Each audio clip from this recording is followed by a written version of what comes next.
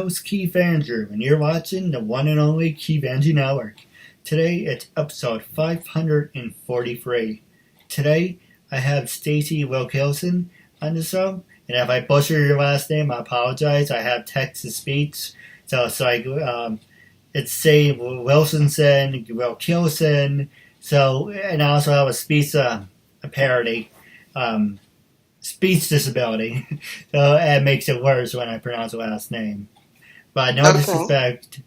But like I said, I'm here with Stacey Wilkinson. It's a real honor and privilege to have you as a guest. Oh, thank you. I really appreciate this opportunity. No, absolutely. The honor's all mine. For people who want to know what my talk show is about, the whole point of my talk show is to show people that even with having a learning disability, I can still amount to something. And at the same time, I'm able to turn myself into an example for people out there dealing with any types of learning disabilities and disabilities. To never give up and prove people wrong. Prove to them that labels do not dictate who you are and who you're going to be. To prove to them you can stem out to something. Hashtag break the labels.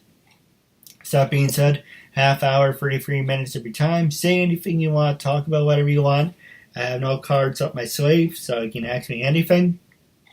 But with that being said, the first question I was going to ask you is, I saw you were born and raised in the Bronx, Brooklyn, actually. I almost said the Bronx. Well, still the city. You were born and raised in Brooklyn. And what part of Brooklyn were you born and raised? East Flatbush, Brooklyn. Actually, it's funny you should mention that, because I heard a lot of people from that area. Is it nice over there? Oh, it's great. It's a very diverse Caribbean community. We have people from all different countries. Just, it's a nice community. Very nice. Now, my next question is, what were some of your favorite parts of Brooklyn, and what made you choose that one to live in? Well, this is where I was born. This is where my parents chose, so I kind of had to go with it. But I love Brooklyn. I just love every part. Prospect Park, it's a very famous park. It's nice in the summer. They have a lot of events. They have free concerts. I think everywhere in Brooklyn is just beautiful and nice. My brother used to live in Brooklyn over at Bay Ridge. Okay.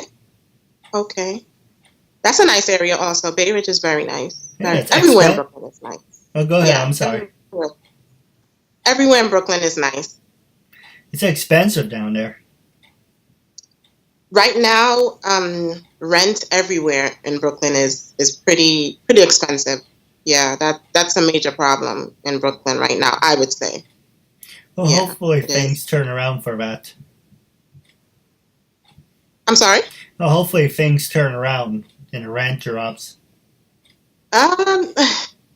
Hopefully, but the way things are looking, it's like things are kind of going up, but not really going down. So we can only hope that, things will turn around maybe in the next few years because, and we have a lot of homeless people, because of that, because rent is just expensive. But hopefully things will turn around and people will be able to have more affordable housing in the future. It's like that joke I heard. I pay my taxes like everyone else, an arm and a leg at a time. Even if you pay your taxes, things happen. It's true.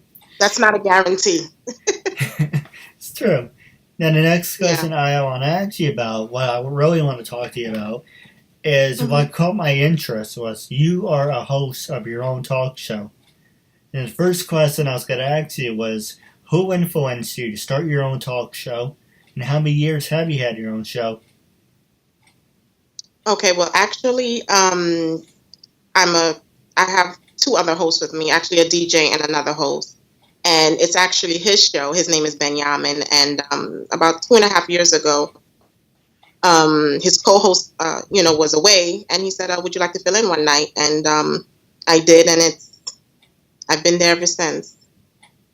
That's all what you need in life is an opportunity. And it's something that I never saw myself doing ever, radio, because I'm a very shy person naturally. But when I'm on the radio, it's just, I'm a different person, No, absolutely. You have the professional side, and then you have the personal side too. Right, right. And it's something that I work hard at every day. And I always try to improve myself. I always try to network with people and just be the best host that I can be. That's what I try to do, and be a positive role model also for women.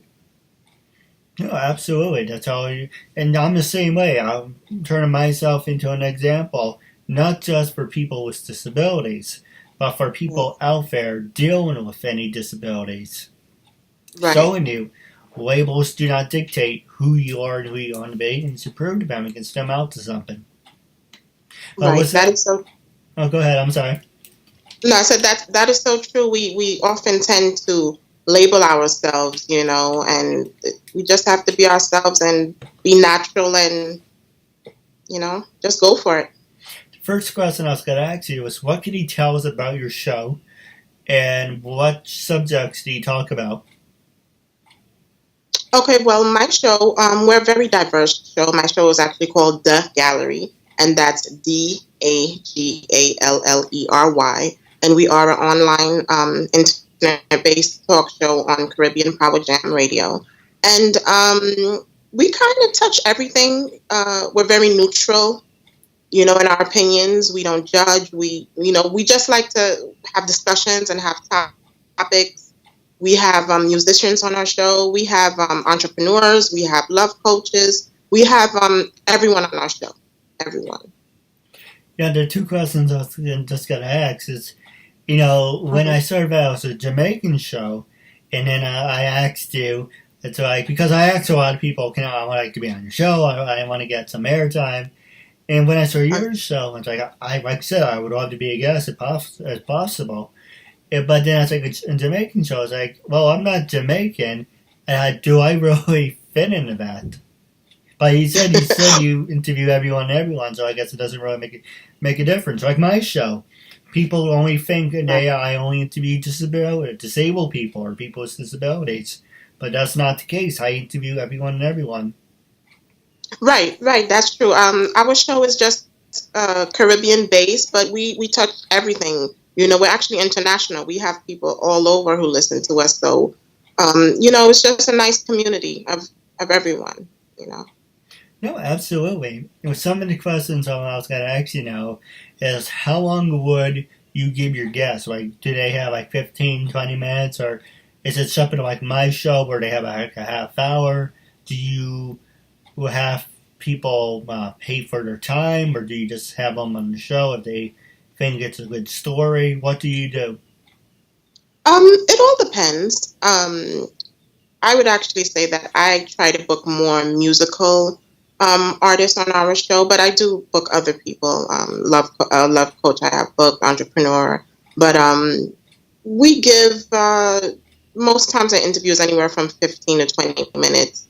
But it does depend on the topic. Some guests stay the whole show. Like when we had our love coach, she was there throughout the whole show to answer questions. And yeah, and artists reach out to us, musicians, artists, they reach out to us. And if they would like to come on the show, there is a fee. And we book them, and then they come on the show, and, they have a platform. Well, let me ask you, how come you guys pay? Well, how come, say hypothetically, if I was on your show, I would pay money? How come would I have to pay? Well, it depends. It depends when it comes to musicians. Not all musicians would have to pay. It kind of depends. We have what you call like a unsigned up and coming artist. That is a form of promotion for yourself. So it's like a package. You're paying for the promotion. You're coming on the radio station, and then after that, we will include your songs within our rotation. All right. Well, we'll see what happens. I do have a date in mind, but I do want to talk to you about off the air. But the next question I was going to ask you is, what were some of the biggest names that you ever had on your show, and who do you plan on having on your show? Well, our show, The Gallery, we were on a previous station almost 2 years ago, and we have a very big reggae icon by the name of Yami Bolo on our show. That was just great to, someone that I grew up listening to and being an icon in the music industry, reggae music, dancehall. Like, you could go anywhere in the world and people know Yami Bolo, and that was just an honor. And he was a very humble person, very down to earth. All right. Now, the next question I was going to ask you is, what were some of your following? Now, with that being said, do you think social media can make you or break you? With that being said, say your radio station, it's on Facebook and Twitter and Instagram. Does that dictate if you should get any sponsors, or does that dictate more of a listening following? What is your opinion about social media? I would say personally, social media, it's a tool that people can use to promote their self, promote your business. Um, but it's also something where you have to kind of be cautious how you post things on social media, how you present yourself on social media. I mean, for me, especially as a woman, I try to, some of the pictures that I post, I make sure it's tasteful, because a lot of times, especially females, women, they kind of post pictures and it's not so tasteful, and sometimes people perceive you the wrong way. So it's a good thing. Social media is good, but it's good and bad. But it's definitely a good thing if you're doing it in the right way and you're doing it in a positive way. Now, how many viewers are? Is it a radio or is it a TV show? My show is a radio show. Right. But have you Radio. ever thought about turning it into a video aspect? It was like, say, yes, you can listen it to the radio on the radio, but say you can also watch the video of it on YouTube. Have you ever thought about that?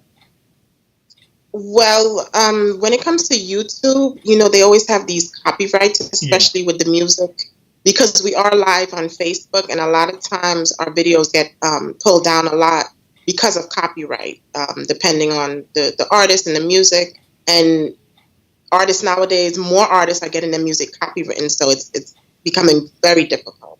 Very difficult. We thought about that, but it's like I said, with the copyright aspect of it. But we are working to maybe get around that. All right.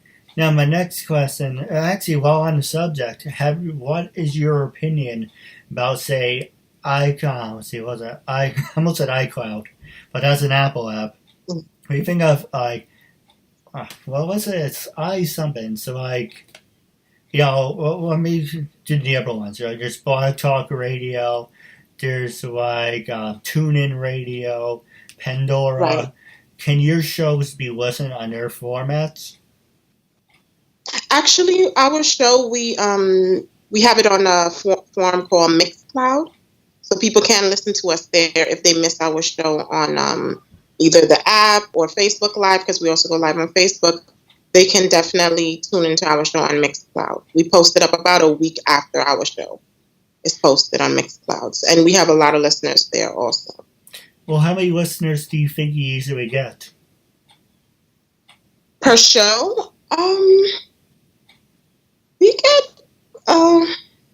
there's not really a way to pinpoint the exact number because we have so many different platforms. People have the TuneIn app.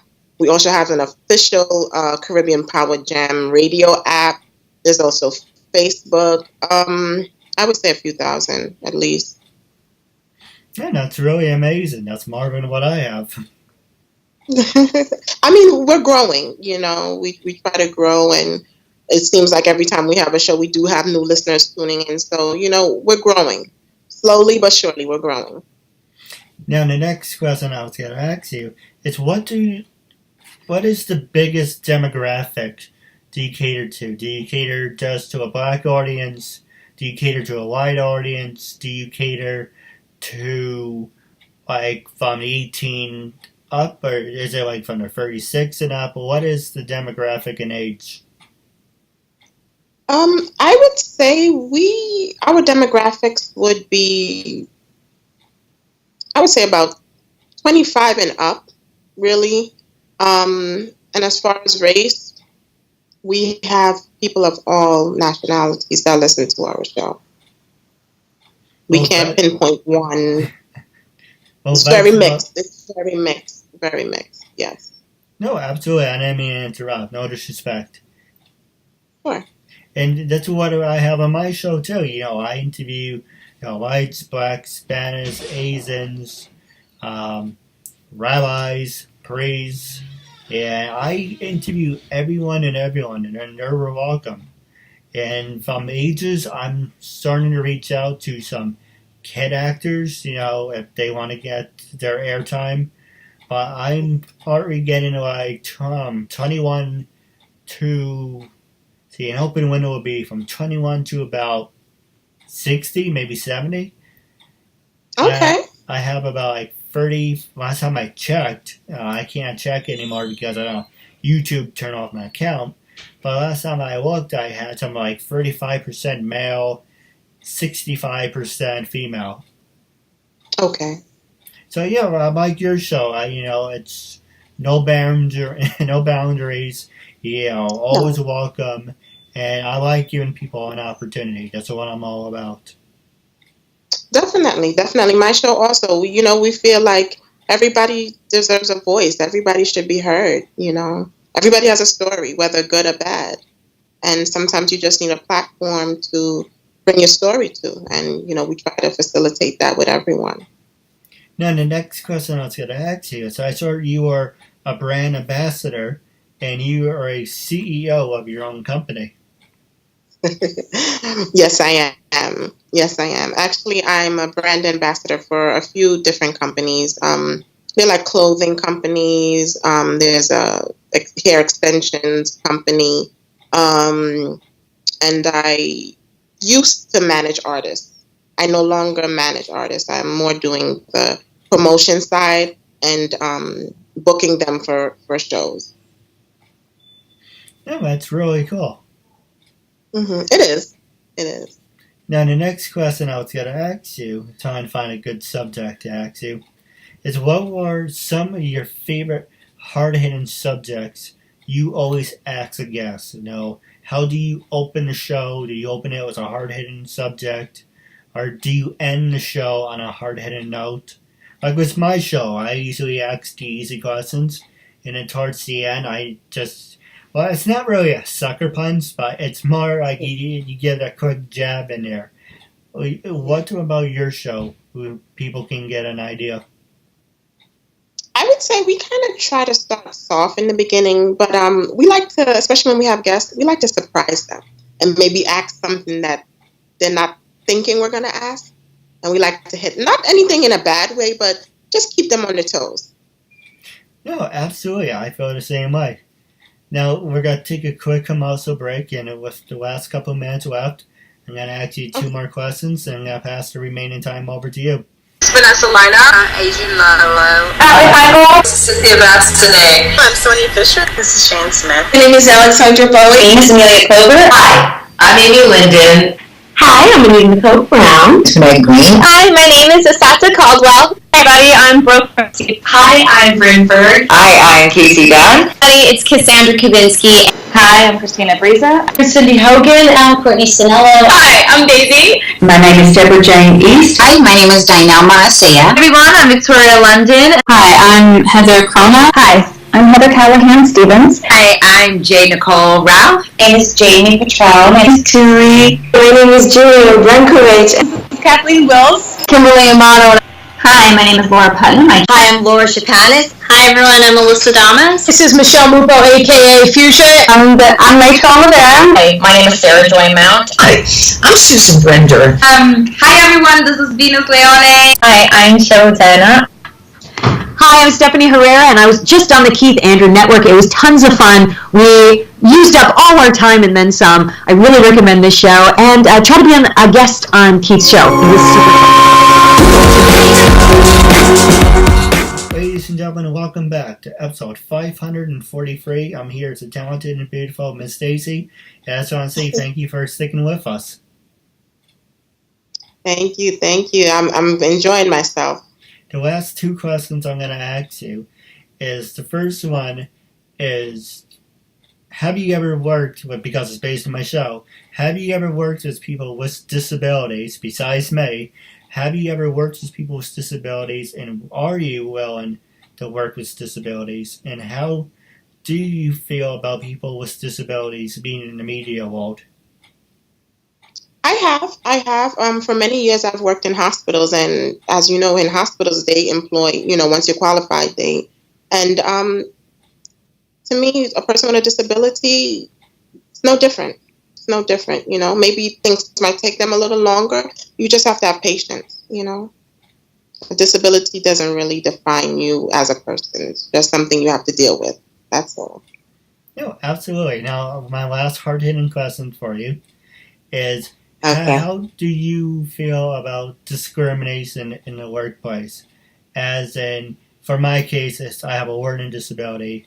Your case, you're a beautiful, upcoming African-American woman working in radio. Yes. How do you feel about people using the race card to get what they want? And as a woman in the business world, do you think women get paid less than their counterparts? And do you think women should get paid more? I feel women do get paid less, especially in the media aspect. And a lot of times women are not respected sometimes. Men are, sometimes they want to proposition you, and it's like you have to let them know, I want to work. I'm not here for that. Or you have to let them know you want to be a professional. And discrimination, it happens, but it's just something you have to deal with. And I think, especially as a woman, you always have to carry yourself in a respectful manner and let people know you're always about business and not anything else. No, absolutely. Now, passing the show over to you, was there you mentioned there's a couple subjects you wanted to talk about, so I'm passing the show over to you now. You can ask me anything you want, promote anything. Gloves off. I have nothing on my sleeves. This is your time. I like to hear it. Well, basically, I just wanted to touch on something that, sometimes, especially in the media, people, kind of discriminate against plus-size women. I consider myself to be one. And, I just want people to know that because you're plus-size, it doesn't define you. Yes, you're plus-size, but we're CEOs, we're business owners, we're people too. And a lot of times people think you're lazy. They think, and that is not true. We're normal people. We may just have a few more pounds, and just respect us. That's all. No need to degrade us or talk down on people because they may have a few more pounds. We're normal people. That's all. That's basically what I want to say about that. Well, if it makes you feel better, a lot of people like to poke fun at me saying I have no neck, so I understand how that feels. And people can be cruel to people with a few extra pounds, and it's really not nice to do. It's not nice to do. My brother said to me, he was joking around, but he said to me, he's looking at me, it's like, where did your neck go? It's like, where does it start at? It's like, I'm trying to lose weight. Yeah, okay, I tried going on a diet, and my sister actually made fun of me for this, because I tried going on a diet. It's like, and my dad too, for this matter. I went 2 days. 2 days, I had nothing but baby leaves, baby spinach leaves, and carrots. And my stomach was acting up, and I was like, I can't do this anymore. It's been 2 days, and so I can't. Diets are the worst. It takes a lot of discipline, but it's not easy. You have to be ready for it. It's like if you want to eat grass, I might as well turn myself into a rabbit or something. Right. Or walk around with a thing of carrots. You're right. But, if you're disciplined, you can do it, though. You can do it. It might take a little longer, but if you stick with it, it will pay off in the end. Well, while we're on the subject of dieting, now we left off with the 5 minutes after your show. We left off on eating healthy. Right. Do you like cold vegetables, or you like warm vegetables? Warm. Same here. Warm. I tried eating corn. Funny enough, I got used to eating baby carrots, but it's kind of like it's okay, but I like anything warm. Anything warm, throw right at me. Cold, it's like eating crap. Yeah, vegetables, what I do is I put salad dressing on it. Oh, that's really cool. It helps. It really does. I tell you how bad it was. I bought spinach weights, baby spinach weights, and I was like, oh, I don't need dressing. We have dressing at home because I live at home. Oh, we have dressing in the refrigerator. And we had some, but it turned. Well, it's spinach. How bad can it be? What's the worst that can happen? It was like eating grass. It was so horrible and painful. Yeah. It's how you cook it, you know. You have to kind of put it with other things to get a good flavor, I guess. But I'm not a spinach fan either, so I'm not. I do have a couple questions for you off the air, but two questions I do want to ask you. Is social media, how can people follow you on social media? Are you on Twitter, Instagram, Stage32? And also, the way you know it's cutting off your eyes, so it's... Oh, there you go, perfect. And my last question is, when I first approached you to be a guest on my talk show, what was your first reaction? And after being a guest, how do you feel now, and would you recommend it? Okay, well, first of all, my social media that people can reach me on Facebook, Instagram, Twitter is Miss MISS STACEY 78. You can type that in and you can find me on every platform. And when you first approached me, I was excited, happy. And it was a great experience. I appreciate it. No, absolutely. Don't worry. You can just send me your Twitter name afterwards, and then we'll put it in the description box. And that's the same name for all your social medias. Yes, it is. Yes. And going on the record, would you recommend my show for other people who gave me like a one chance? Like, I'll give you an example. There's people who I had on the show. It's like, oh, you're a one-time thing. Do you think for new viewers and listeners, they should give me a chance and they should reconsider? Yes, they should give you a chance. Definitely. Yeah. Right. Everybody deserves a chance. Everybody, everyone, whether you have a disability or not, everybody deserves a chance to be heard. No, absolutely. Now, I do have a couple questions for you off the air. About wrapping up our interview segment, it was the honor and privilege having you as a guest, and I'm looking forward to part 2 down the road. Definitely. Thank you. I appreciate it. Thank you.